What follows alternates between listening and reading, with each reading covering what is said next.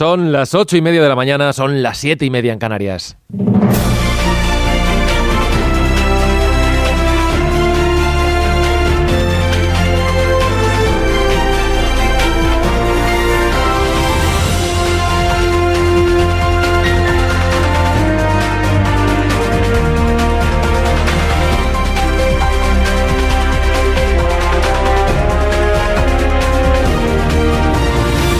Desde las 7 de la mañana les estamos contando cómo arranca este viernes 2 de agosto y hasta las 12:20 les vamos a acompañar aquí los de Más de Uno. 8.700 personas tienen hoy en sus manos decidir si avalan o rechazan el preacuerdo para la investidura de Salvador Illa. Son los militantes de Esquerra Republicana que están llamados a votar este viernes online de 10 de la mañana a 7 de la tarde. Dice el periódico de Cataluña que las bases deciden hoy, se invisten a Illa en medio de una gran incertidumbre. En La Vanguardia, las bases deciden hoy si cambia el ciclo político en Cataluña. Y dice El Mundo que Esquerra vota hoy fuera de control, que sus militantes llegan a la consulta crispados y con amagos de boicot.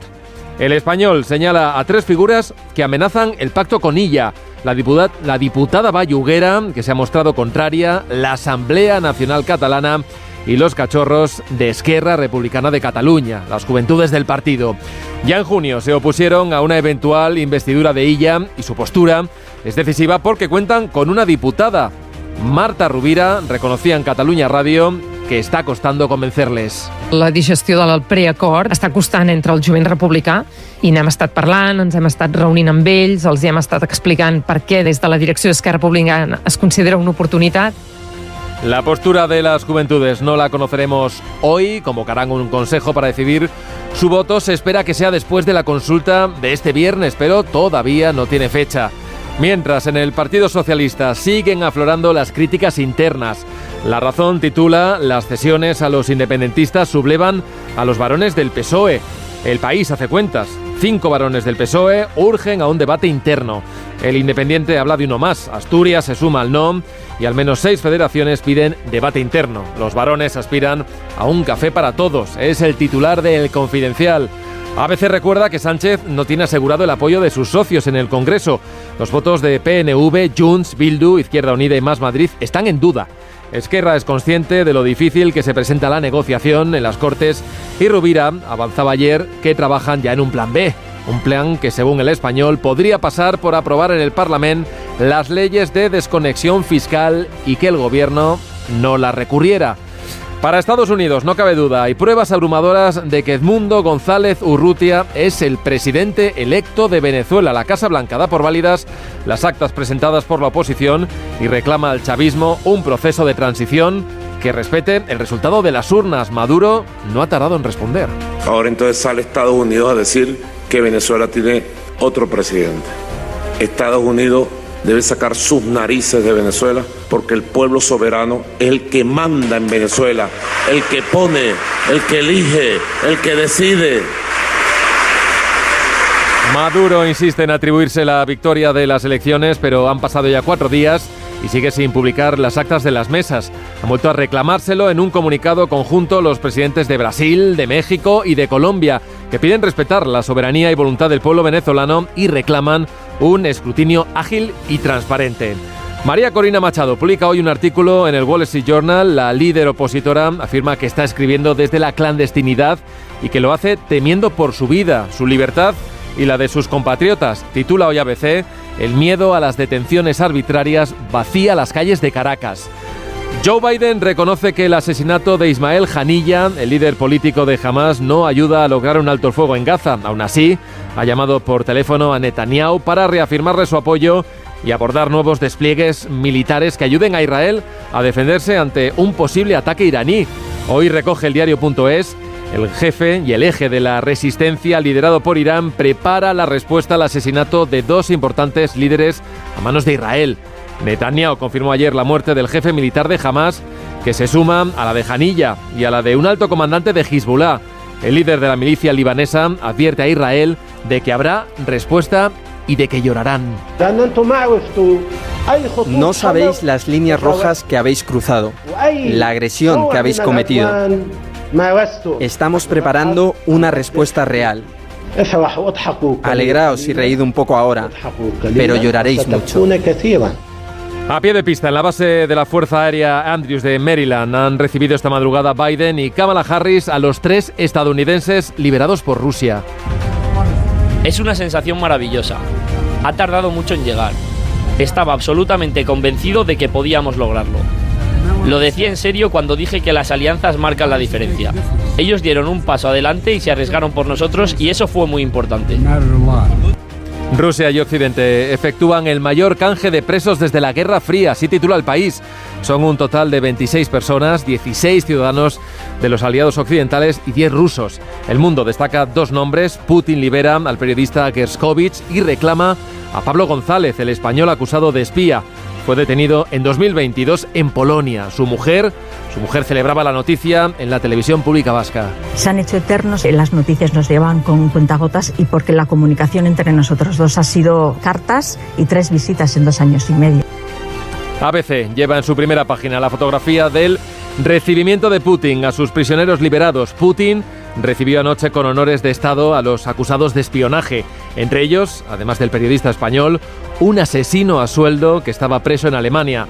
Reconoce Olaf Scholz que no ha sido fácil tener que dejarle libre.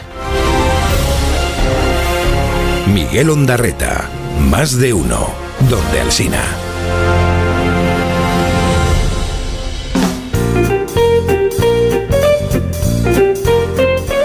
Hola, Begoña Gómez de la Fuente. ¿Qué tal? Buenos días, Miguel Ondarreta. Vamos a empezar la tertulia, yo creo que calzándonos unos Callahan lo vamos a hacer de lujo. Y además disfrutando de las rebajas de Callahan. Consigue las últimas tendencias y novedades en calzado, donde la comodidad será tu gran aliada gracias a la tecnología Adaptation. Se adapta al pie. Tengas el estilo que tengas, Callahan dispone del modelo perfecto para ti. El calzado Callahan está diseñado para ofrecerte una experiencia única al caminar. Con tecnología Callahan Adaptation se adapta al pie. A la venta en las mejores zapaterías y en callahan.es. Tecnología, diseño y confort al mejor precio.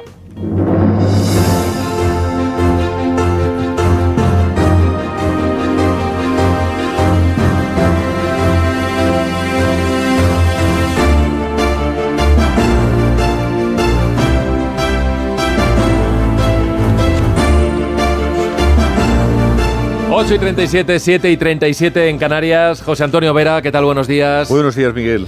Don John Muller, buenos días. Hola, ¿qué tal? Buenos días. Tony Bolaño, ¿qué tal? ¿Cómo andas? Muy buenos días. Aguantando el calor aquí en Barcelona también. Y la humedad, ¿no? Sobre todo la humedad ahí, esa... Creo que decía esta mañana que estaban como 27 grados, teníais en Barcelona. Perfecto para dormir, ¿no? Y ahí con 80% de humedad, estupendo. Estupendo, estupendísimo. Pasa que yo tengo suerte de vivir en un pueblo y estábamos a 22. Pero cuando he entrado en Barcelona ya esto es horrible. Pero sí, bueno, lo llevaremos con dignidad porque el calor va por otros lados hoy. Bueno, sí, ya tienes ganas de hincarle el diente a la consulta. Vamos a hablar de ello, pero hay otras muchas noticias hoy también que nos han llamado la atención y desde luego hay una historia que tiene como protagonistas a varios países. Estamos hablando de los detalles que se van conociendo de esta operación a varias bandas que se ha saldado con el mayor intercambio de presos desde la Guerra Fría entre Estados Unidos, varios países europeos y Rusia. En total se ha liberado a 26 personas, hay 2 que son menores de edad, que haría la cuenta hasta los 28, y todo esto ha sido coordinado por los servicios secretos de Turquía. De hecho, se ha utilizado en ese intercambio el aeropuerto de Ankara. Hay nombres propios de los que sabíamos y oíamos hablar bastante en los últimos tiempos. Uno es el corresponsal del Wall Street Journal, Evan Gershkovich, que además hacía muy poquito se le había condenado ya a 16 años de prisión. Le detuvieron pues cuando estaba haciendo lo suyo, ¿no? Que es trabajar y cubrir la información justamente cuando empezaba la guerra en Ucrania. Y obviamente hay otro nombre propio, que es el del informador español Pablo González, detenido también pues en los primeros días de la guerra en Ucrania, precisamente en un punto fronterizo entre Ucrania y Polonia. Ha estado casi 2 años y medio recluido, bajo la sospecha de que estaba realizando operaciones al servicio del Kremlin, pero lo cierto es que sin ninguna acusación en firme ha sido puesto en libertad. Y entre las imágenes que hemos visto, que es interesante comentar también hoy la puesta en escena en Moscú, en el aeropuerto, también en la Casa Blanca y en esa base de Andrews en Maryland, pues hemos visto allí en Moscú al periodista español. Quería unir ahora la voz de nuestro compañero, periodista y corresponsal Xavi Colás. ¿Qué tal, Xavi? Buenos días. Hola, ¿qué tal? Buenos días. Bueno, Xavi, nos llevas contando ya varios días que esto era muy inminente. Entiendo que una operación de estas dimensiones, cuando hay tantos países implicados, cuando los protagonistas son Rusia y Estados Unidos y cuando un pequeño detalle puede hacer que todo se trunque, entiendo que fácil no ha sido, ¿no?, llegar hasta lo que hemos contado y has contado tú esta mañana. La verdad es que para lo compleja que era la operación, todos los gobiernos, desde el ruso hasta el norteamericano, pasando por los europeos, han sido bastante sigilosos. No hemos tenido ninguna pista hasta que de repente han empezado a desaparecer. Ocurrió durante la semana pasada, los primeros días de esta, algunos presos políticos rusos de sus prisiones. Esto ocurre muchas veces porque existen traslados y Rusia es un país enorme, pero en este caso se trataba en todos los casos de presos con el mismo perfil, presos políticos, gente que estaba en la cárcel por haber sido señalada como extremista o simplemente por haber criticado la guerra de Ucrania. Eso ya fue lo que nos hizo pensar que estaban siendo concentrados en algún lugar de cara a un intercambio.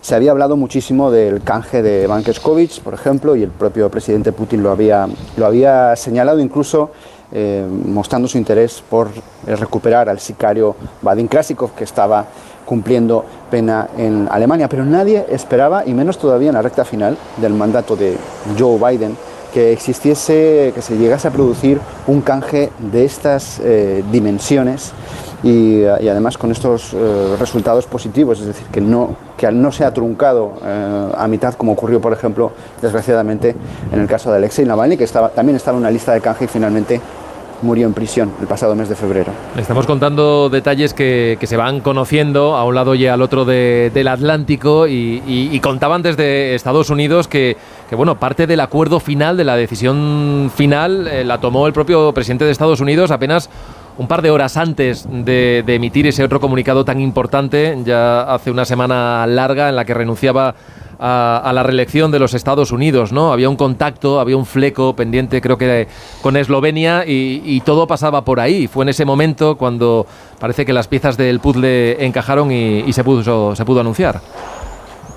Sí, Biden, tal vez pensando en su legado, tal vez pensando también en que no sabía lo que podía ocurrir con esas personas en el caso de que hubiese un mandato de Trump después del suyo, tomó finalmente la decisión, que tampoco es sorprendente. La administración Biden ha sido, para bien o para mal, bastante blanda a la hora de negociar con Rusia para poder sacar a sus nacionales presos en este país. Tal vez el mejor ejemplo fue cuando consiguió que le devolviesen a una jugadora de baloncesto, a la que habían pillado con algo de marihuana en el aeropuerto, a cambio de entregar a un traficante de armas conocidísimo ruso, el doctor muerte lo llaman, el mercader de la muerte, Viktor Bout. Este tipo de canjes tan desiguales, según algunos críticos, han precisamente incentivado este mercado de presos que existe en Rusia, es decir, el capturar a occidentales con cargos que muchas veces ni siquiera ellos, los propios rusos, las propias autoridades rusas se molestan en explicar, simplemente para tener ese fondo de presos, de piezas que intercambiar con un Estados Unidos o con una Casa Blanca que se ha mostrado muy receptiva a este tipo de tratos con Rusia, a pesar de la situación de guerra y de malas relaciones diplomáticas que estamos viviendo entre Rusia y Occidente.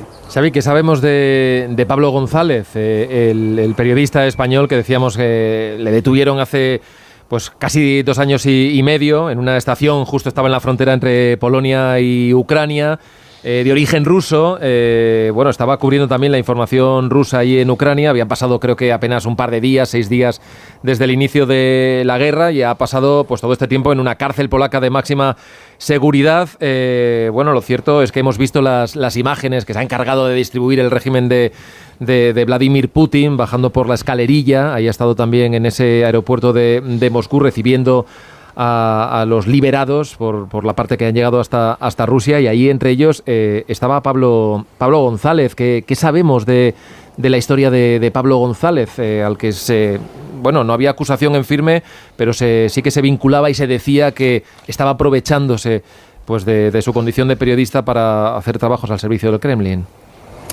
Bueno, a diferencia de los rusos liberados por Moscú, de la mayor parte de los rusos liberados por Moscú en las últimas horas, Pablo González no estaba en prisión por algo que hubiese dicho sobre o en contra de la guerra, sino precisamente porque cuando fue detenido en sus dispositivos electrónicos se encontraron lo que parecen ser informes sobre personas de la oposición a las cuales él se había acercado. Queda por saber exactamente si esto era en efecto informes y a quién estaban dirigidos, a algún organismo del espionaje ruso o alguna otra instancia. Pablo González nació en Moscú y vuelve a Rusia, parece que de momento se va a quedar en ese país, aunque según ha comentado la familia, su entorno, tiene deseos de volver a España. Hay que recordar que él formalmente no ha sido perdonado en Polonia porque en efecto estaba a la espera de juicio, esperando ese juicio en unas condiciones de detención durante buena parte de este tiempo bastante duras. Otros presos que han salido de las cárceles rusas han sido indultados por Putin. En el caso de Pablo, el proceso puede seguir incluso aunque él no esté. Esto es lo que ayer me informaban, me contaban fuentes conocedoras del caso. Es un canje muy desigual desde el punto de vista cuantitativo, es decir, Rusia suelta a 14 y le devuelven a 8 de los suyos, pero también desde el punto de vista cuantitativo. Fundamentalmente Rusia suelta a presos políticos, en su mayoría rusos, encerrados por haber criticado la guerra o haber criticado al gobierno. En el vuelo que ha llegado a Moscú esta noche vienen fundamentalmente espías, sicarios, algunos estafadores, hackers y demás. Xavi, ya no te voy a robar mucho más tiempo, pero después de este canje se está insistiendo mucho en que no había un intercambio de presos a este nivel desde prácticamente los años de la Guerra Fría, y un escenario en el que, no nos olvidemos, continúa la invasión y la guerra de Rusia sobre Ucrania. ¿Esto cambia algo las relaciones de Estados Unidos con Rusia, o este es un capítulo que no tiene nada que ver, independientemente de lo que ocurra en el campo de batalla? Bueno, yo creo que con esto Vladimir Putin da varios mensajes, y uno de ellos tal vez podría ser que se puede negociar con Rusia, que es un actor político racional, tal vez dejando a un lado todo lo que está relacionado con Ucrania. Es decir, que mientras ellos hacen su guerra, son capaces de hacer negocios o acuerdos de manera multilateral, y además con cualquier administración, con una demócrata con quien tienen malas relaciones o con una republicana donde tal vez las pueden tener, como ellos mismos han indicado, mejores relaciones. Los intercambios, los canjes de presos políticos, de espías, etcétera, son un punto y aparte. Muchas veces no se trata de un punto final. Hay que recordar que el último gran intercambio se produjo en 2010. Intercambiaron Estados Unidos y Rusia espías que habían sido detenidos a un lugar y al otro. En algún caso se trataba de agentes dobles. Y uno de los que liberó Moscú en el año 2010, Moscú lo intentó matar 8 años después, en el año 2018. Era el exespía ruso Sergei Skripal, el traidor, como indicó Vladimir Putin. Xavier Colas, gracias por atendernos esta mañana, sobre todo por el contexto, ¿no? Porque hay perfiles y hay mucho que analizar también con la puesta en escena que hemos visto a ambos lados del Atlántico y con tantos países involucrados por medio. Un fuerte abrazo, cuídate. Muy bien, un fuerte abrazo, un saludo a todos. Gracias. Bueno, Müller, voy a empezar contigo. Es una operación de una gran dimensión, ¿no? Y hay perfiles que podríamos dedicarle prácticamente un día entero a ir uno por uno, sí, porque es bastante heterogéneo, ¿no? Lo que hay por aquí. Tenemos hay gente que se ha dedicado a opinar, a criticar, hay asesinos a sueldo, hay, una relación también muy desigual, como decía Xavi ahora, entre los que ha puesto en libertad Rusia y al otro lado los países de Occidente. ¿Qué te llama la atención de esto que hemos contado en las últimas horas? Creo que Xavi Colas ha puesto el acento donde debe ser, en que hay una gran desigualdad entre el elenco que libera uno y el elenco que libera otro. En el caso de lo que ha liberado, de las personas que ha liberado Vladimir Putin, la mayoría de los presos son lo que nosotros en Occidente conoceríamos como presos de conciencia.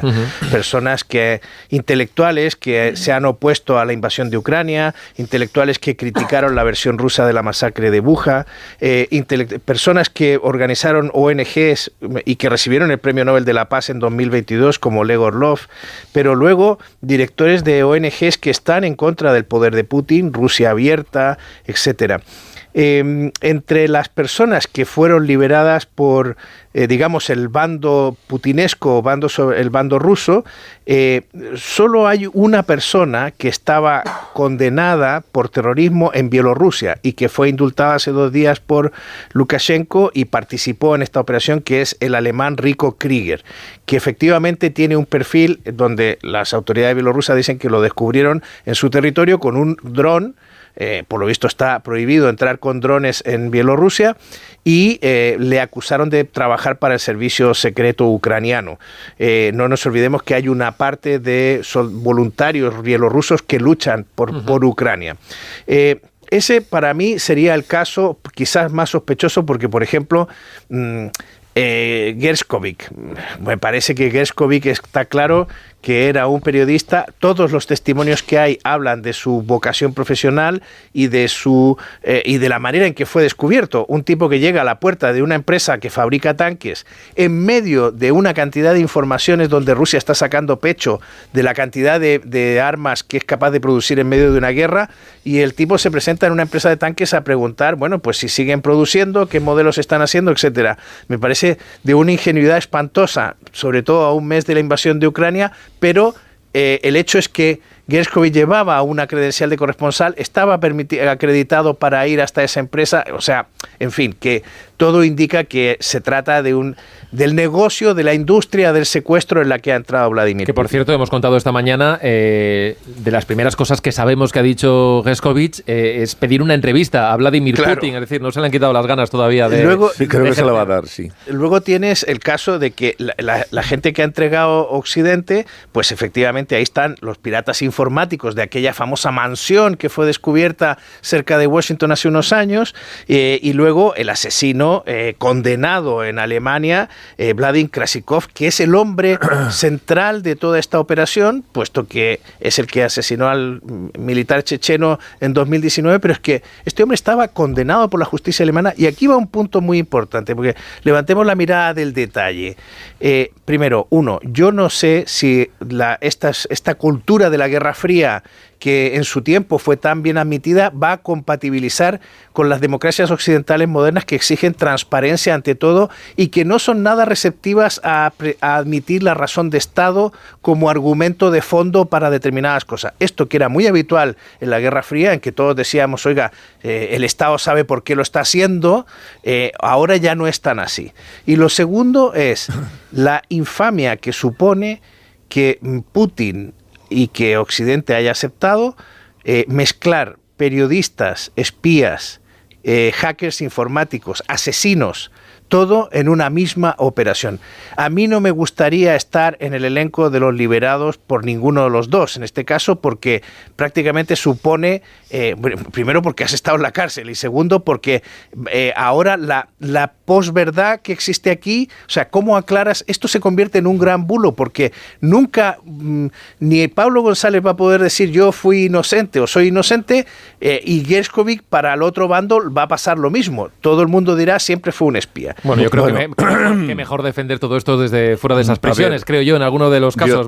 Yo creo que cuando lo acepta Biden, pues por algo será. A ver, a mí la leyenda esta, o la información según la cual todos los occidentales eran gente normal y corriente y todos los rusos eran espías de todos los que estaban, que ha liberado, en fin, Occidente, que son prorrusos, por así decirlo, eran espías, pues tampoco me lo creo. ¿Qué quieres que te diga? No me lo creo porque espías y espionaje hay en todas partes. Y eso lo sabemos desde siempre.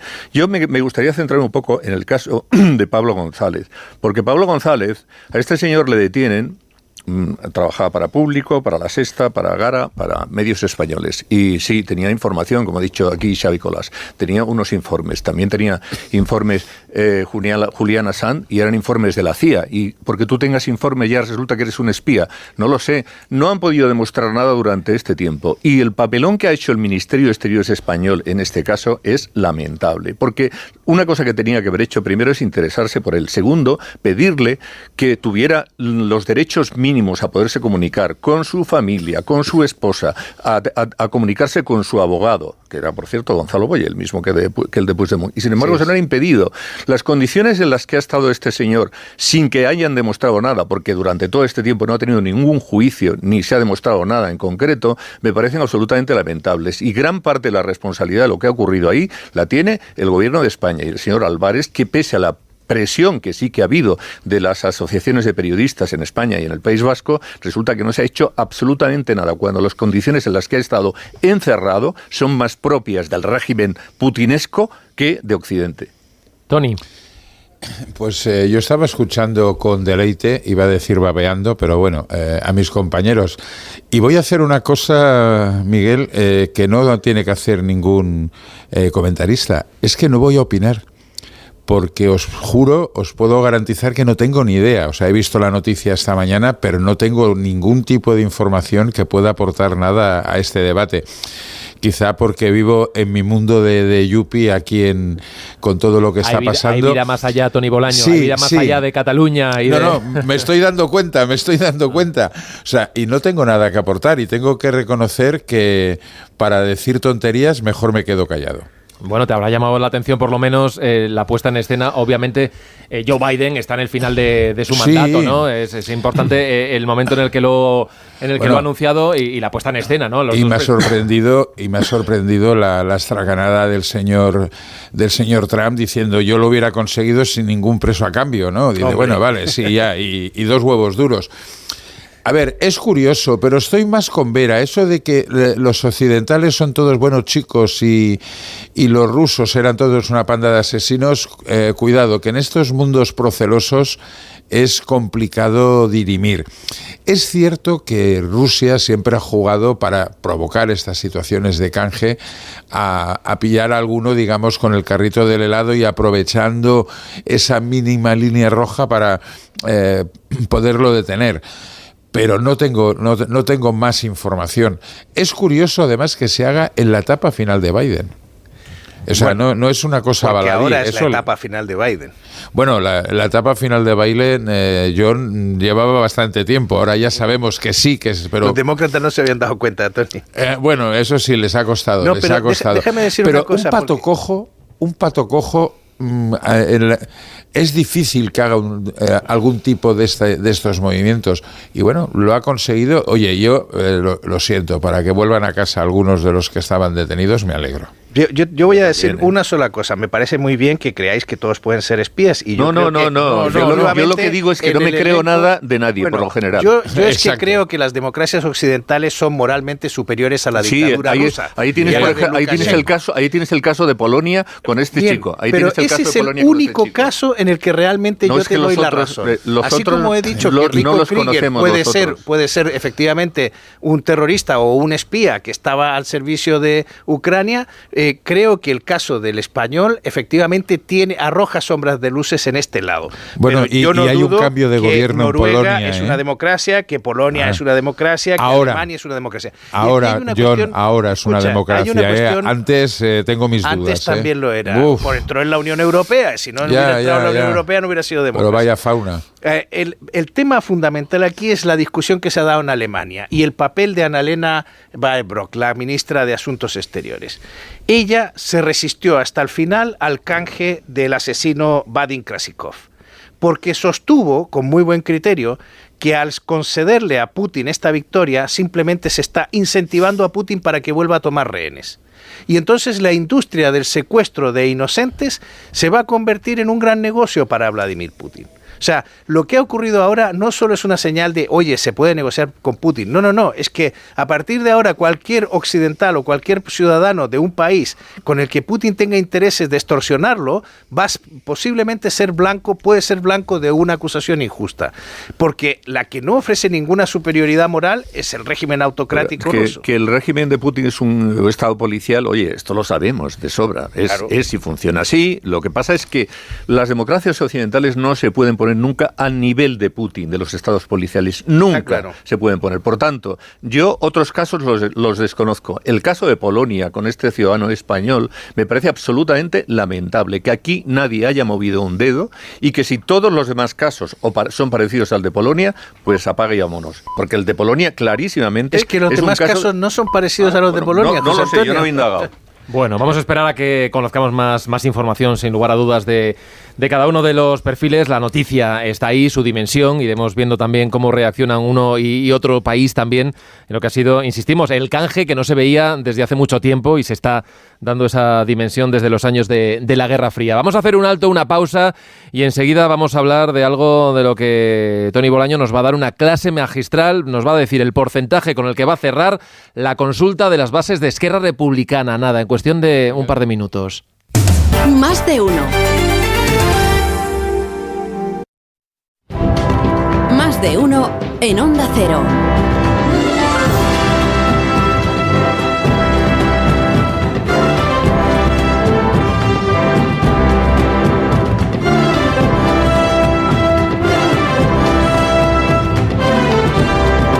Nueve y 7 minutos, 8 y 7 minutos en Canarias. Aquí seguimos en tertulia, más de uno, con John Muller, con José Antonio Vera, con Toni Bolaño, y voy a incorporar a nuestra compañera Jessica de Jesús de la redacción de la sección de Economía, porque ya habíamos adelantado que teníamos datos de desempleo del mes de julio y se acaban de publicar hace unos minutos. Jessica, buenos días. Así es, buenos días. Tenemos un mes de julio bastante inestable. La Seguridad Social pierde 9.783 afiliados medios y se sitúa en 21,31 millones. Si miramos por sectores, la hostelería deja de tirar del empleo. El que más crece este julio es actividades sanitarias y servicios sociales, con más de 49.000 afiliados más, seguido de comercio. Suben en general todos los sectores, menos educación y otros servicios que se desploman. Aún así, la ministra de Seguridad Social, Elma Said, celebra que son 51 meses de crecimiento de un empleo que es de calidad.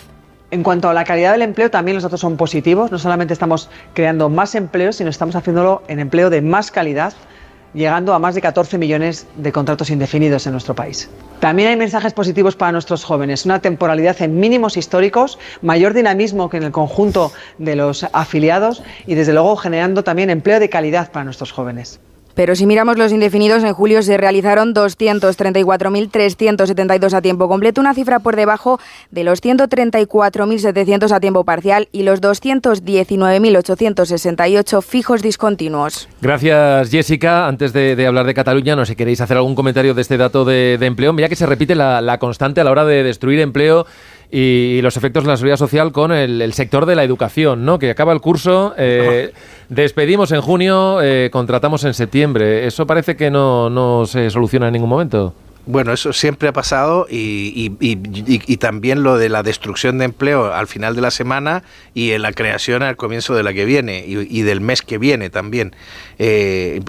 Bueno, pues ahora, estando ahí el nuevo contrato fijo discontinuo, uno pensaba que esto se podía haber mitigado y habrá que investigar las razones de por qué no está ocurriendo. Bueno, os voy a preguntar ya... ¿Puedo una cosa muy breve? Piensa que ahí básicamente está el sector educativo, John. Sí. En junio acaban los contratos y vuelven al paro hasta septiembre. No se les otorga el beneficio del contrato fijo discontinuo. Eso, lo que comentábamos. Sí, desde luego, pero ahí es la gran queja, ¿no? Que salen del mercado laboral y les vuelven a contratar en septiembre. Sí, lo que pasa es que ahí hay una cuestión, ¿y por qué es más barato romper la relación laboral, una relación laboral que tienes? Es que esto es una de las cosas que aquí tiene que haber una disfunción y que si un economista lo mira con detenimiento seguro que la encuentra. ¿Por qué resulta más barato? ¿Por qué existe un incentivo para destruir la relación laboral y volverla a retomar 2 meses después, cuando ahora tienes la opción de apuntar apuntarlo a de contratarlo como fijo discontinuo. Sí, eso no se entiende para nada. No se entiende, porque si esta tipología de contrato, el fijo discontinuo, que es bastante engañoso, la realidad es muy engañoso, y por tanto, todas las cifras que estamos teniendo, y aquí Tony seguro nos va a decir, esto ha existido siempre, sí, pero no con la misma dimensión. De toda la vida. Sí, claro, pero ahora resulta que todo el mundo, no hay temporales, sino todo el mundo es fijo discontinuo. Eso es. Y entonces es indefinido. No, mire usted, esto es mentira. El señor que está parado, y lo siento mucho, pero el que no estás trabajando durante un tiempo, aunque te consideren, que esto lo ha dicho Europa recientemente, ha dicho, pues, a ver, que esto que no nos podemos tragar así como así, esta circunstancia según la cual un señor que resulta que no está trabajando, figura como que está trabajando, porque no es verdad, ya está. Es que esa afirmación, claro, esto, había economistas que muchas veces me dijeron, no, es que los fijos discontinuos a partir de ahora, al tener esa fijeza, pues van a comportarse económicamente de manera distinta, van a invertir, se van a hipotecar, van a ahorrar. Bueno, escucha, lo que estoy viendo en los últimos informes es que los indicadores dicen que no, que esa condición psicológica del fijo discontinuo no ha cambiado, no ha hecho que tengan una conducta económica distinta. Es más, lo que estamos viendo, y por eso insisto, no entiendo por qué sigue siendo más barato destruir. O sea, el fijo discontinuo se crea para preservar una cosa que aprendimos en la pandemia. En la pandemia todo el mundo se dio cuenta que los seres eran fundamentales para preservar la relación laboral. Todo el mundo dijo, oiga, que yo tenga un contrato con usted tiene un valor jurídico, y si ese contrato perdura en el tiempo, tiene mayor valor todavía. Bueno, pues ahora resulta que estamos viendo que efectivamente hay casos en los que es más eficaz para la empresa resolver la relación laboral que mantener el fijo discontinuo. Pero básicamente en un sector, y luego no nos rasguemos las vestiduras, en Alemania no entran en los datos de paro la gente que hace cursos de formación. O sea, cada país tiene sus dicotomías, y los trabajadores fijos discontinuos tienen una serie de ventajas que no tienen los temporales. Pero luego yo creo que hay que mirar qué sucede en el sector de la educación. Ahí estoy con vosotros, porque esto es cíclico y siempre pasa igual, y la gran mayoría de profesores repiten en sus centros, y estamos hablando de los centros privados, con lo cual, bueno, habría que ver cuál es la situación. Pero a ver, 9.000 empleos no es un mal dato de empleo tal como está yendo la economía. Será mucho peor el mes de septiembre, ahí sí que podemos los datos de octubre. Que va como un tiro, ya sabemos. Bueno, no, un tiro no, pero bueno, no nos podemos quejar, vamos bastante mejor que otros países de la Unión Europea. Y el apocalipsis que algunos, digamos... No, apocalipsis no, pero un crecimiento preveyendo... un crecimiento basado en el endeudamiento sin modificaciones del Fondo Monetario Internacional cambia los datos de España a mejor cada vez que hace un informe, la OCDE también, el Banco Central Europeo. Bueno, hombre, a ver, si el problema de este país, la crisis política que tenemos, lo tapa todo. O sea, el problema no es la economía, en estos momentos es la política y el modelo de Estado. Yo creo que ahí es donde está el gran debate. Lo de la economía, decir que la economía va mal para intentar erosionar al gobierno, la verdad es que no funciona. Vamos a abrir ese capítulo, Tony. En apenas, quedan pues menos de 50 minutos, 47, para que se pueda empezar a votar, que lo hagan los militantes de Esquerra Republicana de Cataluña, esos 8.700 militantes que hasta las 7 de la tarde creo que es, ¿no? Porque al final sí, hasta las 7. Va a ser de 10 a 7, de forma telemática, con un sistema que en cuestión de 2 minutos, decía ayer Marta Rubira, es que se va a cerrar a las 7 y a las 7:01 ya vamos a verlo, ¿no? Porque todo está es electrónico y no va a haber ningún lugar a duda, y a las 7:30 ya va a estar la dirección pues valorando lo que va a ocurrir. ¿Cómo se llega al día de hoy, Tony? ¿Qué información tienes? Porque decíamos que la incertidumbre sigue en las bases de Esquerra Republicana. La dirección no las tiene todas consigo, a pesar de toda esa pedagogía que han hecho en estos últimos días, desde que se anunció y desde que Esquerra ha tenido todo el espacio para hacer y construir su relato sobre lo que ellos dicen que han conseguido arrancarle al PSOE y al propio gobierno. Y lo que no sabemos es los peros del gobierno y del Partido Socialista, porque no los van a verbalizar, digamos, hasta que tengan sobre la mesa el resultado de esta consulta. ¿Qué esperamos en el día de hoy? Bueno, pues antes decía que no tenía ni idea sobre el tema que estábamos planteando y no quería hablar, y sobre este tema no me he traído la bola de cristal para ver cuál es el vaya día que tienes. Bueno, pues estoy fatal. Pues, Tony Bolaño, gracias, buen fin de semana. De todas maneras, a ver, En estos momentos, mira, mientras estabas haciendo la editorial, estaba enviándome mensajes con gente de Esquerra, de la dirección de Esquerra, y están todos, digamos, con el ay en el cuerpo. No saben lo que va a pasar. Y un dirigente destacado, cercano a Oriol Junqueras, comentaba una cosa que tiene su qué. ¿Qué va a hacer la militancia no activa? Porque la militancia activa que va a las asambleas, que participa en la vida orgánica, estos tomarán posición, sí o no. Pero luego, como en todos los partidos, hay una masa de gente que está afiliada, pero que no ejerce como afiliado, y al final estos también tienen la voz. O sea, no sabemos lo que sucederá. Y luego, fijaros cómo son las cosas. Hemos elevado a la categoría de gran dirigente del mundo mundial a una señora que se llama Mar Bessas, concejal de Sant Joan d'Espí. Bueno, concejal en Sant Joan d'Espí, digamos, de casualidad, porque Esquerra tenía 4 concejales y en las últimas se ha quedado en 2, y el PSC, por poner un ejemplo, tiene 13. No son ni tan siquiera la segunda fuerza. O sea, el peso político de esta señora es, digamos, que manifiestamente mejorable. Pero cuidado, que yo ya lo escribía la semana pasada en La Razón, y me decían un poco que si había tomado algún tipo de sustancia peligrosa, cuando decía, eso cuidado... Eso es Milei, el de las sustancias. Bueno, cuidado porque... a ver, qué casualidad que Puigdemont podía venir hoy, influir directamente en el voto de la militancia de Esquerra. No, lo descarto, John. Aquí sí que lo descarto. ¿Por qué? Porque una cosa es... Bueno, mañana ya es tarde piaches, O sea, yo creo que será la semana que viene. Si hoy sale el sí, claro. Sale el sí. Si no sale el sí... A ver, él ha dicho en repetidas ocasiones que él vuelve al pleno de investidura. Si sale hoy un no hay pleno de investidura, con lo cual todavía este serial tiene varios capítulos más que habrá que añadir en los próximos días. Con lo cual, ¿por qué no viene hoy? Porque una cosa es el votante de Esquerra, que podría traspasarse a Junts porque es más independentista, más patriota y estas cosas que hemos estado oyendo estos días, pero la militancia de Esquerra está hasta la coronilla de Puigdemont. Los ha dejado tirados, los ha engañado, los ha menospreciado, los ha insultado, con lo cual si viniera ahora sería contraproducente. Por eso no viene. Y no viene porque, hombre, ¿para qué te van a detener si luego no sirve para nada? O sea, si sale lo que tú quieres, que es que salga el no. Bueno, ya veremos. Y no sé si a las 7, esta puntualidad me da un poco de pánico, porque han abierto varias mesas, digamos, presenciales. Y aunque vaya poca gente, hombre, el recuento será un poco más lento. Ya, pero presenciales no quiere decir que haya urnas. Quiere decir, hay dispositivos electrónicos en esos centros de votación que ayer vale. Pero el sistema electrónico es el venezolano o el poremita. No, es que no sabemos. Bueno, ayer se empeñó en explicarlo. Marta Rubira en esa entrevista en Cataluña Radio dijo que aunque haya centros de votación no quiere decir que vaya a haber urnas, sino que todo es electrónico, es decir, voto que se realice, voto que ya se va a ir contabilizando. ¿Qué estigma ha extendido Venezuela sobre el voto electrónico? Yo estoy con los holandeses, que lo prohibieron directamente. Yo creo que es que el voto electrónico tiene un peligro total. Primero porque... que se lo pregunten a algún diputado del PP. Primero porque desaparece el anonimato. O sea, tú votas electrónicamente y evidentemente ya dejas de ser una persona anónima.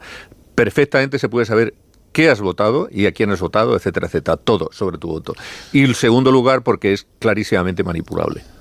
Y esto se ha visto aquí en votaciones de Ciudadanos, de Podemos, y por supuesto se ha visto en Venezuela. En Venezuela yo creo que todas las elecciones que ha ganado Maduro, todas han estado manipuladas. El Partido Socialista siempre que hace consultas las hace presenciales. Es todo mucho más complejo, más complicado, pero bueno, yo creo que no se ha hecho presencial porque es 2 de agosto también. Por el 2 de agosto y por la falta de tiempo. Esto tiene que ser muy, muy rápido. Pero yo que he estado siguiendo estos días toda la campaña que ha hecho la dirección, porque Marta Rovira lo ha dado todo para conseguir el sí, haciendo asambleas. El otro día me enviaban una foto, el día 31 de julio, 8 de la tarde, en un pueblecito del Pirineo, había más de 200 personas en la asamblea. Con lo cual dices, bueno. O sea, el ambiente interno está muy caliente, pero hoy la dirección no tiene ni idea de lo que sucederá. Porque fijaros además que Junqueras mientras Marta Rovira, digamos, se ha desfondado, Junqueras se ha protegido. Sí. Porque ha dicho aquello de ni sí ni no ni todo lo contrario. ¿Por qué? Porque, hombre, Junqueras se quiere presentar en noviembre al Congreso. Si apuesta por el sí y pierde, o si apuesta por el no y pierde, pues ya más vale que recogiera los trastos. Con lo cual, simplemente ha dicho que él estará vigilante para que se cumpla lo acordado y si no, dejarán a los socialistas tirados. Y que entiende un poco, ¿no?, esas dudas que tienen sobre el grado de compromiso del Partido Socialista. Decías que se ha empeñado y ha trabajado mucho Marta Rovira. Ayer le preguntaban también en esa entrevista, bueno, ¿cómo han ido tus primeras semanas, ¿no?, después de pasar los últimos 6 años y medio en Suiza? Y decía que incluso no le había dado tiempo, está en Cataluña, está mucho tiempo en Barcelona, a ver el mar, porque tiene tanto trabajo estas semanas que ni siquiera había tenido tiempo de ver el mar. En fin, puede parecer una anécdota, pero esto es lo que contaba en esa entrevista. No sé si tanto trabajo le va a salir bien hoy, porque Esquerra se la juega, ¿no? Porque no hay que olvidarse que el resultado de mayo fue un desastre absoluto.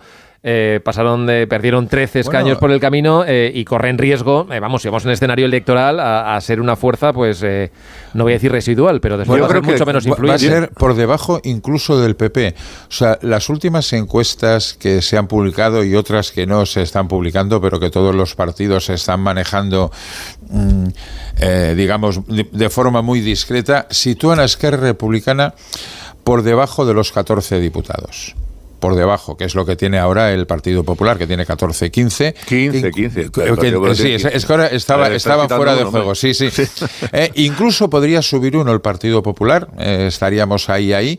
Vox subiría, Alianza Catalana subiría y el Partido Socialista subiría, o sea, podría que tener 2 diputados más, no sería un ascenso. O sea, podría gobernar entonces Illaco.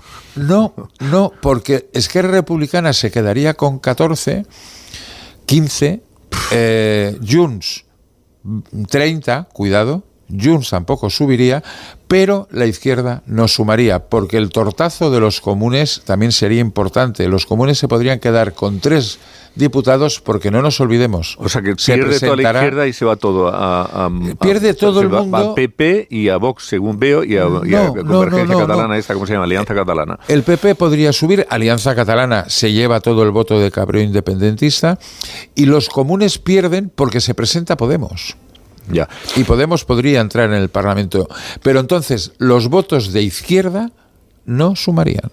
Con lo cual, porque claro, ahí fuera de la izquierda dejo la CUP, que eso es un elemento político no identificado, no sabemos muy bien dónde están y qué hacen en estos momentos, pero claro, el Esquerra no es lo peor ahora, es ir a unas elecciones en esta situación y sin líder. ¿Qué se va a presentar? ¿La señora Rovira? Por favor. Sí, yo creo que la situación de Esquerra es de tal división y está tan enfangada que, ahora que esto del fango, en fin, se utiliza tanto, que al final van a llegar a la conclusión... Bueno, sobre todo en algunos sitios, que al final van a llegar a la conclusión de que no tienen más remedio que apoyar esto, porque cualquier otra solución es mala. Claro, si te sale el caso de la chiquita esta, que se llama Mar Besas, ¿vale? Que, pues, si efectivamente decide no votar, pues entonces esto ya sí que está organizado. Pero me imagino que también le van a convencer de que todo lo que después venga será peor, porque si efectivamente ahora tienen 20 y se pasan a 14, pues mire usted, es que es un absoluto desastre. Y con 20 y apoyando al gobierno, pues puedes mantener muchísimos cargos de estos colaterales, los aledaños, etcétera, etcétera, que siempre a nadie le viene mal. Y y ellos pueden hacer con mayor tranquilidad, pueden hacer, no sé si con mayor tranquilidad o menos, porque el berenjenal que tienen interno es soberbio, pero en fin, necesitan pues un congreso o no sé si hacen congreso o esa asamblea, o esa asamblea nacional. Es un congreso asambleario, o sea, convocan el congreso y pueden ir todos los militantes que quieran. Vale, pues lo hacen con tranquilidad y se supone que ahí tendría que salir un nuevo liderazgo, porque, a ver, Junqueras está bastante desgastado y Rovira ha dicho que no quiere seguir. Entonces, lo suyo, yo creo, sería que surgiera pues alguien joven que pudiera, no sé, representar lo que se llama habitualmente, pues eso, sangre fresca para olvidar todo lo que hasta ahora se ha producido. Junqueras está gastado, además tiene muchos enemigos y además ahí están produciendo estas cosas atípicas, ¿no? Lo de la falsa bandera. El otro día salió un muñeco de Junqueras ahí colgado en una autovía y parece que son ellos mismos los que le han colgado. Sí. Pues. Y el que lo colgó se cayó y se pegó una leche importante y estuvo varios días en el hospital. Que en el pueblo todo el mundo sabía quién había colgado el muñeco de Junqueras, que le habían pagado por ello y estaba a favor de Junqueras, claro.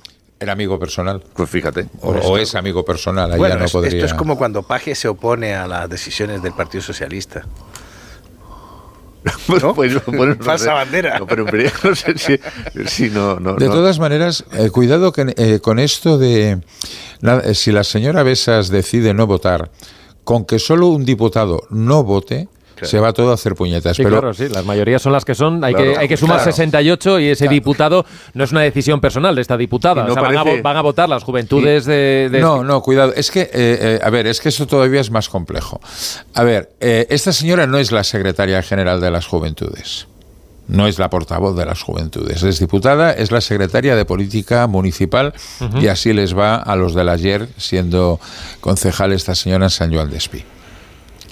Pero las JERC son una organización autónoma de Esquerra Republicana. No es la primera vez que las JERC se han ido de Esquerra Republicana y se han ido a otros grupos políticos. En la guerra, en el periodo antes de la Guerra Civil y durante la Guerra Civil, las JERC iban absolutamente de por libre. Con lo cual podría pasar. Pero, hombre, a mí me suena extraño que si hoy saliera así en la votación al acuerdo, que luego las JERC dijeran en un Consejo Nacional que ellos van a votar en contra. Porque, hombre, vaya partido asambleario, ¿no? O sea, si la asamblea decide, la votación decide y tú luego decides lo contrario, pues ¿para qué haces la votación? Lo peor es que luego diga que no el PSOE. Esto ya sí sería otra cuestión. Eso sería interesante. No, pasa que, mira, los que nos hemos leído el papel, que además... lo conseguimos, digamos, en tiempo y forma y lo pudimos repasar antes de publicarlo y demás. A ver, cuando a una cosa le llaman concierto económico solidario, si es solidario no es concierto económico. Punto 1.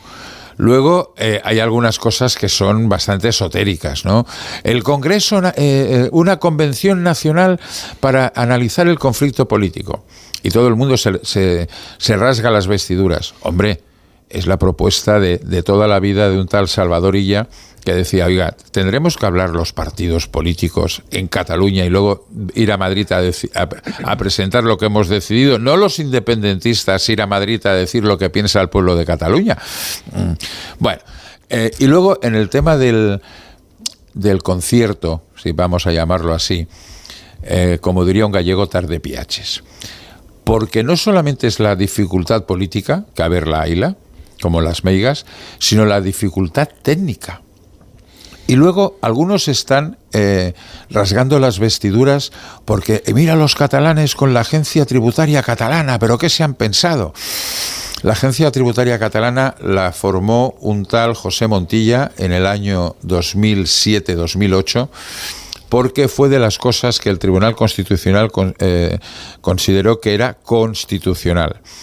La agencia tributaria catalana, en el 2010, cuando llega Artur Mas y el independentismo empieza a tomar cuerpo, la desechan, porque consideraron que era una herramienta, digamos, de colaboración a la que no había lugar.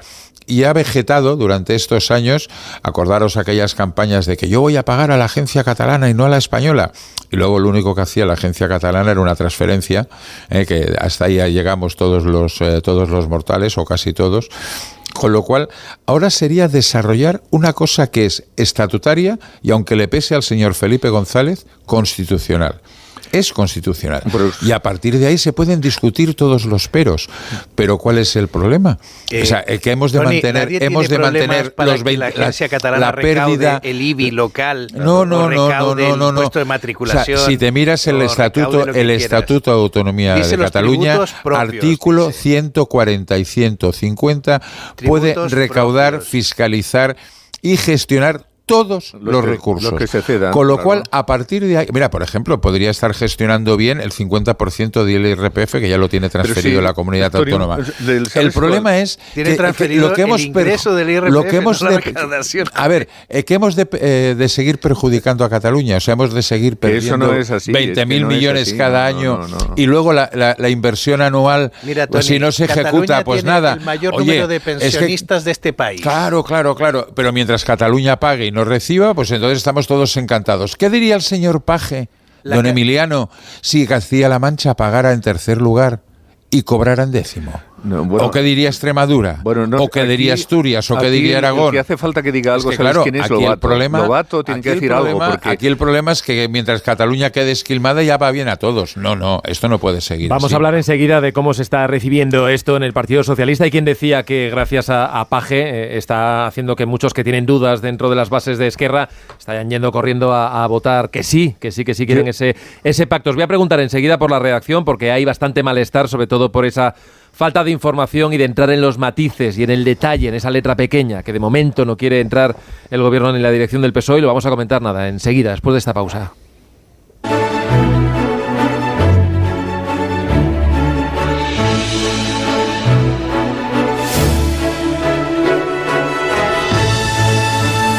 Pues en 22 minutos nos vamos a poner en las 10 de la mañana, en las 8 en Canarias, y aquí seguimos analizando este viernes 2 de agosto, que debería ser tranquilo, pero que no lo va a ser tanto, y sobre todo pendientes de esa consulta que va a comenzar en apenas unos minutos y que hasta las 7 de la tarde va a decidir si se abre o no un nuevo ciclo en Cataluña o si lo ponemos en suspenso y vamos a un horizonte más de elecciones.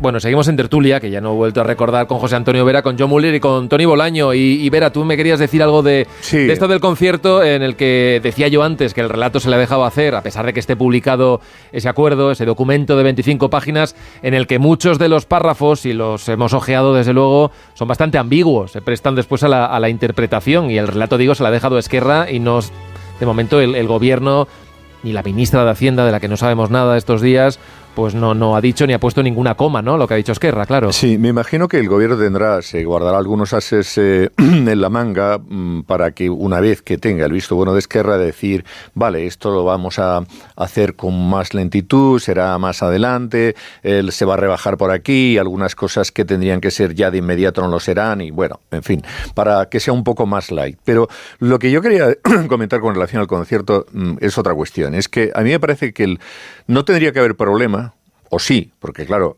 teniendo en cuenta que Cataluña supone lo que supone desde el punto de vista de la aportación a la caja total de España, como lo supone Madrid, el hecho de que recauden todo y se lo queden y no sabemos qué es lo que van a aportar, pues sí que puede ser un problema para el Estado, sí que puede ser un problema, porque hay una serie de cuestiones que el Estado tiene que pagar, los servicios centrales, el ejército, la policía, la Guardia Civil, todo eso lo tiene que pagar el Estado y todo el mundo debería contribuir. Se supone que va a contribuir, vale, pero no lo sabemos.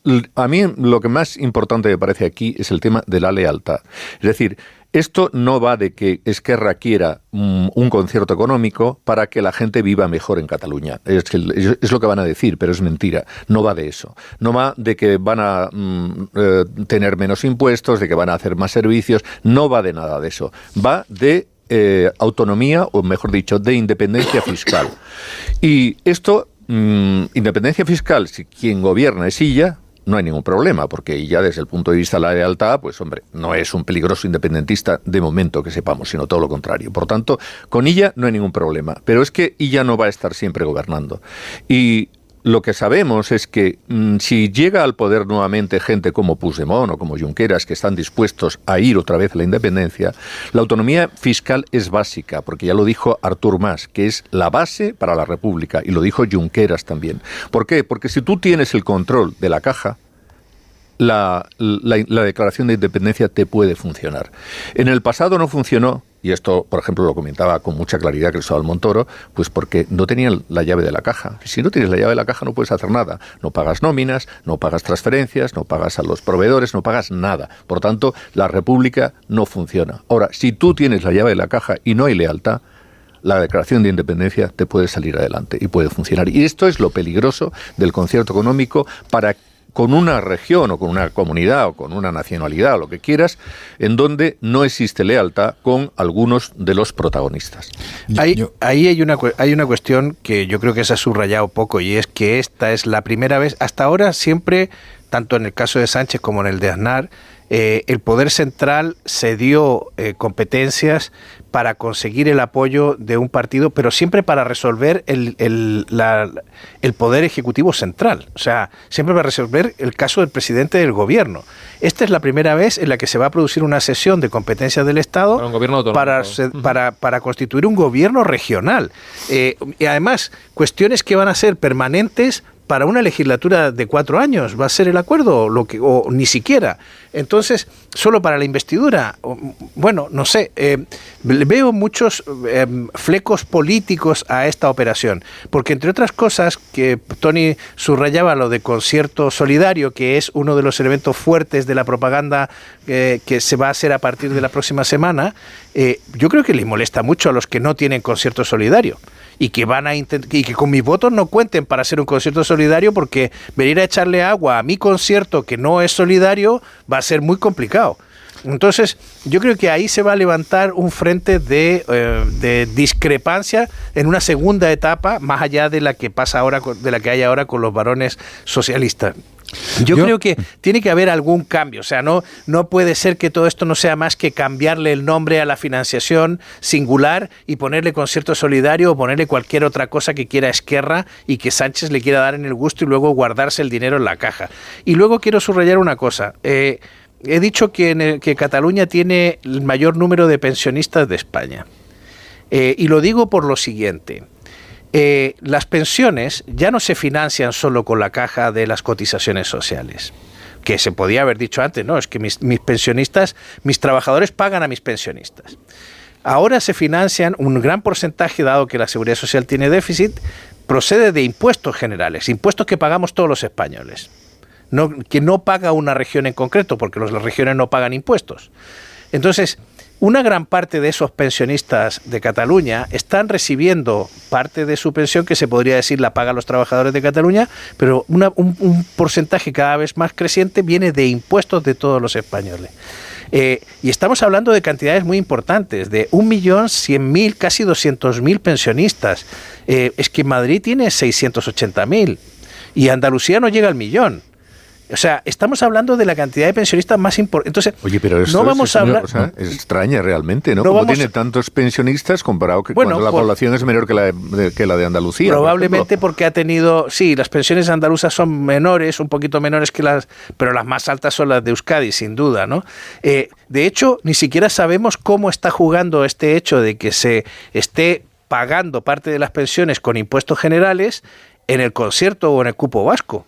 Ni siquiera sabemos si ahí se ha introducido este elemento corrector. O sea, estamos realmente desde el resto de España transfiriendo a comunidades de pensionistas ricos una gran cantidad de recursos que a lo mejor no correspondería. Vamos a ver, que antes José Antonio ha dicho dos cosas que sí que le quiero contestar. Se ha firmado recaudar, se ha firmado pagar los servicios del Estado en Cataluña, como no podía ser de otra manera, y hasta aquí acabaría el concierto vasco. ¿De acuerdo? Y luego se arbitraría un concepto de solidaridad donde eso sería la aportación de Cataluña al resto de España. No es un concierto vasco, no tiene nada que ver. Luego hay otro tema que eso es lo que no sabemos y lo que no acaban de aclarar. No, sí que lo sabemos. Está además muy bien puesto. Otra cosa es que en eso José Antonio tiene razón, es cómo ahí tiene que haber una fórmula matemática que no sea, digamos, interpretable cada año. A ver, el cupo se habla de ese cupo, pero no se concreta, es decir, claro. Eso a ver, es muy maleable y muy. Pero una cosa es el cupo, Miguel, una cosa es el cupo, que es lo que tienen los vascos, y otra cosa es el cupo más el concepto de solidaridad, las dos cosas. Y luego hay otra cosa que, más que una lectura política, es una lectura técnica. No va a ser fácil. Primero, la agencia tributaria catalana tiene la gente que tiene. ¿Que puede, digamos, recaudar y gestionar el IVA de las pymes? Bueno, seguramente sí. El IRPF en estos momentos ni de coña. No, tiene que recaudar solo el 35% claro, del IVA, ¿no? No, digo que si asumiera el 100%, etcétera. Pero, o sea, gestionarlo, el IVA de las pymes todavía. Gestionar el IRPF, imposible. ¿Por qué? Porque no hay personal.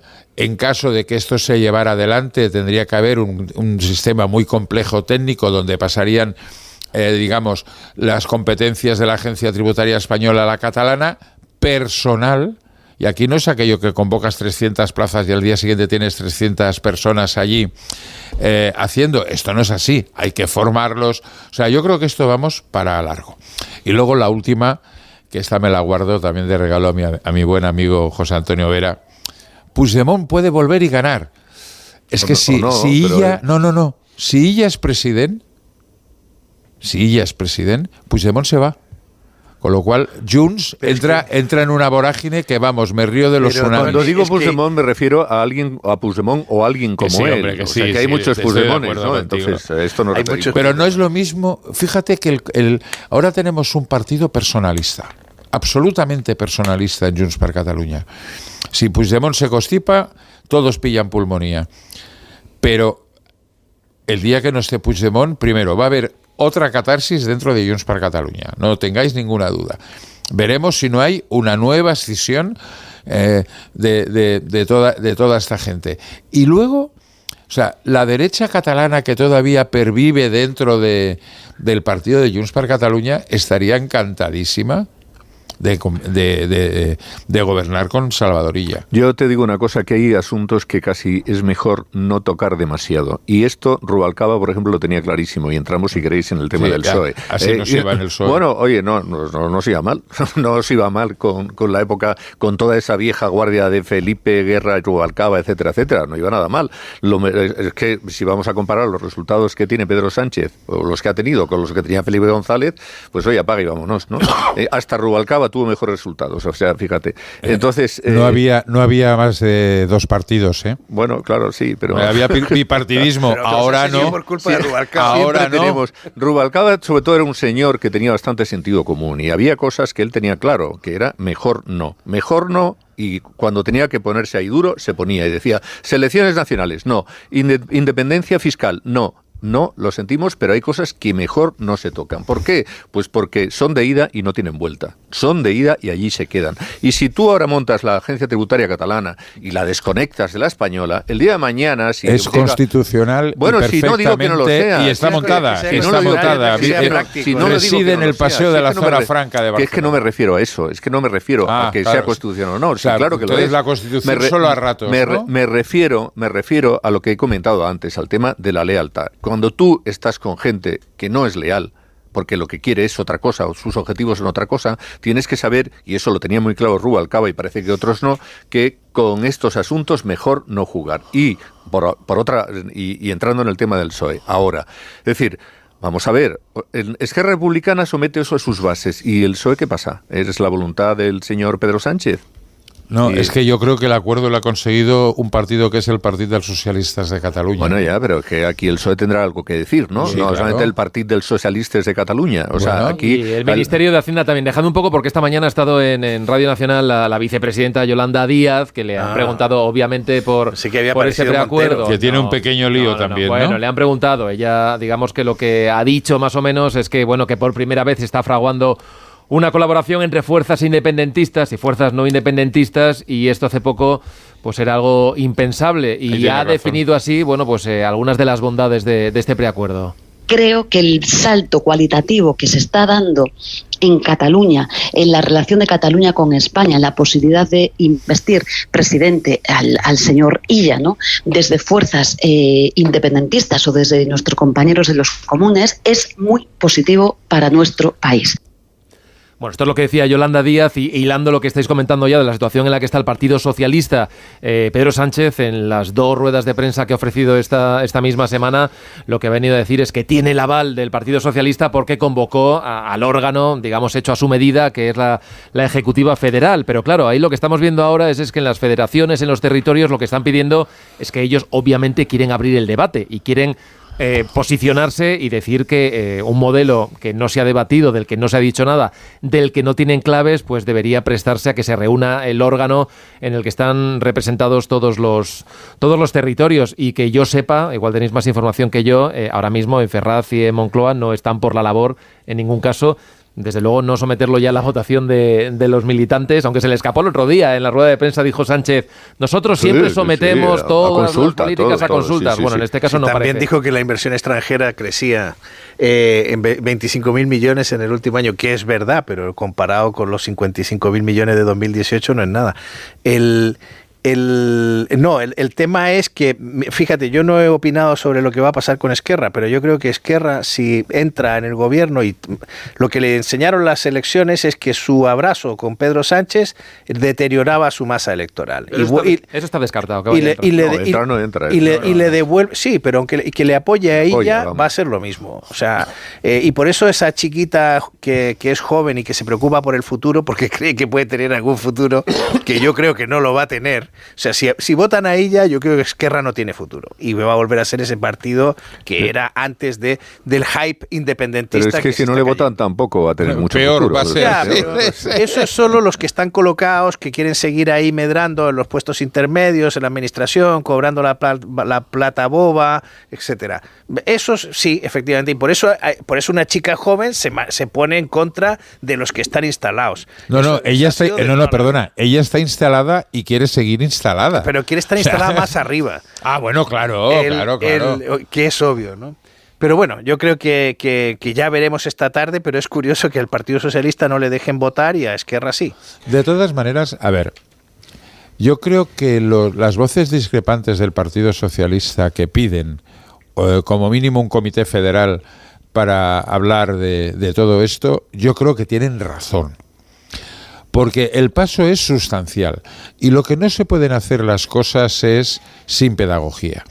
El otro día el presidente Sánchez, en la comparecencia del día 31, dijo que esto era un paso adelante del modelo federal. Pues explíquese. O sea, le falta esa pedagogía. Fijaros que durante estos días, o sea, el documento lo filtra el PSC, porque a Esquerra le costaba filtrar el documento muchísimo. Sin embargo, el PSC está 2 días sin decir ni una sola palabra. ¿Por qué? Porque en estos momentos todo lo que diga un socialista será utilizado en su contra. Porque en Esquerra Republicana conviven dos almas. Una, la metropolitana, que es más partidaria de votar al sí, y es donde Esquerra tiene su poder, y quedarse sin él es muy complicado, y no hablo solo de los 300 que ahora tienen que salir de la Generalitat. Y luego hay otra alma, que es la independencia por encima de todo, y los socialistas no somos ni catalanes ni nada que se pueda aproximar. Y bueno, los que discrepan porque están a favor de mantener Cataluña dentro de España, ya, vamos, esos somos achicharrados. Has comentado antes el tema este de la mención que hizo Pedro Sánchez a que vamos hacia un modelo federal, que es otra gran mentira. No, puede ser verdad, pero explíquese. A ver, es que no vamos a un modelo federal. El modelo que hay en España ya es un modelo federal. Bueno, ya, pues, entonces, pero lo que no puede ser es que una comunidad como Cataluña pringue cada año. Al modelo al que vamos, es un modelo confederal, porque desde el momento en que puede haber autonomías que tienen absolutamente todas las competencias y otras no las quieren, porque prisiones, policía... No es verdad que Cataluña pringue cada año. Acaba de salir el informe de FEDEA que dice que más o menos recibe lo que tiene que recibir. Sí, lo que tiene que recibir, pero aporta la tercera y recibe la décima según son Valencia, incluso Andalucía. Cataluña, Andalucía, Baleares, o sea, siempre los mismos. A ver, y el resto... y el Cataluña está recibiendo permanentemente presupuesto. No habéis al tiempo todos mucho menos de lo que aporta, mucho menos. Y aquí hay 8 millones de personas que también somos españoles, de momento.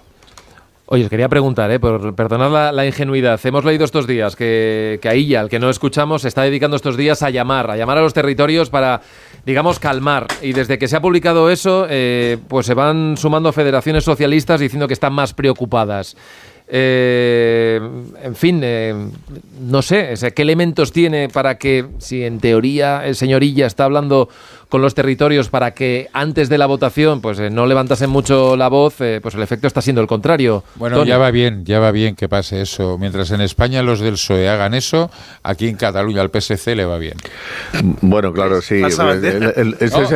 Estamos pensando en la votación de hoy, ¿no? Pues sí, claro. Se están quejando, pues algo hemos ganado. Claro. Sí, bueno, a mí comentaba antes que me parece que ha salido gente del Partido Socialista que efectivamente están muy moscas con este acuerdo, no solamente García Paje, ahora ya Asturias, también Extremadura, Castilla y León y Madrid, porque Madrid, que es la autonomía sobre la que soporta el mayor coste ahora mismo retributivo con relación a las aportaciones que se pueden hacer a otras comunidades autónomas. Sin embargo, Lobato no dice absolutamente nada. Bueno, Feijóo tampoco ha dicho nada, deben estar juntos de vacaciones. No, Feijóo sí que ha dicho, Feijóo no ha salido a decir nada. Ha dicho que está en contra. El Partido Popular está en contra. Sí, pero ¿el señor Feijóo ha salido? No. Bueno, pues el señor Feijóo se ha posicionado, también nos han informado que la han tenido una pequeña intervención de desprendimiento de retina esta misma semana, pero que se estaba recuperando de forma favorable, que le han intervenido, y eso también está bien recordarlo. Pero yo decía, el señor Lobato, lo que he escuchado yo esta misma semana es que, desde luego, tal y lo que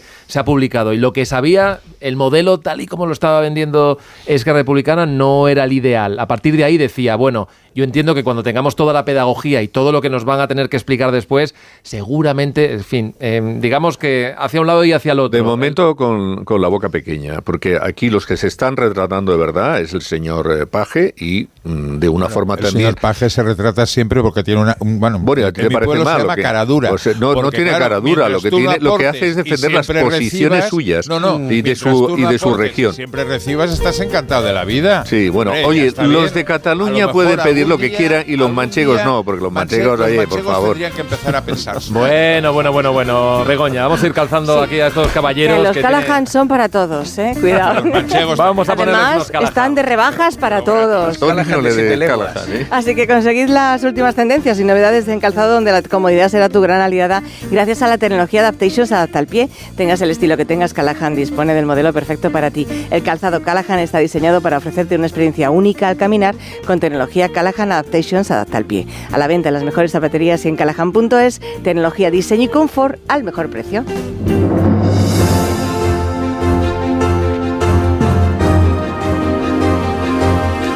Pues nos acercamos a las 10 de la mañana. Tony Bolaño, John Muller, José Antonio Vera. Bueno, esta tarde saldremos de dudas y estaremos el lunes ya para analizarlo todo y sabremos qué es lo que opina Esquerra. Y entiendo que sabremos también qué es lo que opina el señor Illa. ¿Le escucharemos o no le escucharemos? Bueno, no. Tony lo va a saber mucho antes, porque Tony lo sabrá tiene ahí. ¿Antes de las 7? No creo yo que antes de las 7 lo sepa. No, a las 7 y 1 los tendrá ya Tony Bolaño y lo podrán. Es posible. Lo escucharán aquí en los servicios informativos de Onda Cero. Bueno, sigue Más de Uno, ahora la actualidad, con Begoña Gómez de la Fuente, y nosotros ya volvemos el lunes a las 7. Pasen buen fin de semana. Adiós. Adiós. Más de Uno.